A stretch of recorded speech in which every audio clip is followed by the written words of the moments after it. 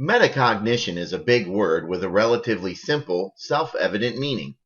In this webinar, we're going to talk about what metacognition is, how we can use it to improve our own learning, and how we can help students become more intentional in their use of metacognition. My name is Kevin Daberco. I'm a teacher and teacher educator working for Word Farmers Associates on behalf of the Ohio Partnership for Excellence in Paraprofessional Preparation at the University of Dayton School of Education and Health Sciences Grant Center. Typical definitions of metacognition say it's thinking about thinking or learning about learning. But what does that mean? In this unit, we define metacognition as the set of mental processes we use when we reflect on and influence our own thinking, including the ways we learn. Let's explore this idea in a little bit more depth. Human beings are self-aware. We know all kinds of things about ourselves. For instance, we know what foods we like, we know what types of entertainment we prefer, and we know how we typically learn new things. Human beings are also capable of change. If we have a reason to change from eating certain foods to eating other foods, we do so. We can also improve our learning by modifying or adding strategies to the methods we typically use for learning. What might those strategies involve? Learning strategies relate to how we receive information, how we process it, how we remember it, how we use it, and how we connect it to a wider network of meaningful ideas. For example, we receive information through our senses, through seeing, hearing, reading, touching, moving around, and so on.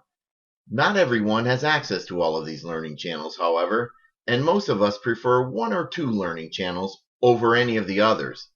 Our attention span and ability to concentrate when there are distractions also impact our reception of information.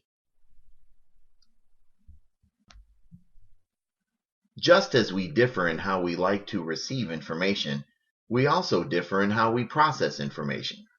Some people process information best by thinking it over for a while others prefer talking about it with friends, writing about it, or applying it. In truth, the more ways we process information, the better. We are most likely to remember what we think about, talk about, write about, and apply. Processing information in several different ways also helps us to remember it and connect it to a relevant web of ideas. In addition, it enables us to use new concepts or skills in inventive ways. As we've been saying, metacognition allows us to learn about our own learning. Next, we'll discuss what good it does us to know about our own learning. First, knowing how we learn allows us to plan our learning intentionally. If I know that I learn best by reading about a concept, I will plan to read about a new idea, even if my teacher does not require me to read about it. Or if I know that I understand ideas best by seeing a diagram of how they connect to other ideas, I'll find a diagram online or try to draw one myself, even if the teacher does not give me a diagram. Second, knowing how we learn allows us to expand our collection of learning strategies. In general, using more strategies means more effective learning. Even if I prefer to learn by listening, my learning is still likely to be improved if I also can look at something that reinforces what I'm hearing. Sometimes we also find it useful to change our learning strategies in order to make them more effective or efficient. For example, if I don't typically plan study sessions intentionally, but intersperse studying with watching TV and texting friends, I can probably improve my concentration by changing my habits. If I concentrate on studying for 45 minutes and then watch TV or text friends for 15 minutes, I will learn more efficiently than I would if I tried to multitask. In general, multitasking diminishes the quality of our work on all of the tasks we're trying to combine. Like other educators, the work of a paraprofessional always asks you to learn new skills and ideas. So learning about how you learn and adding learning strategies to your toolkit make learning easier and more interesting. Just as important as developing your own metacognition are the ways you help students learn about their own learning. You can help them plan to learn in ways that make it more meaningful to them. You can help them concentrate on and monitor their learning in various ways. And you can help them reflect on and even evaluate their learning by testing themselves, linking new learning to a web of previously learned ideas, or applying what they recently learned to new situations.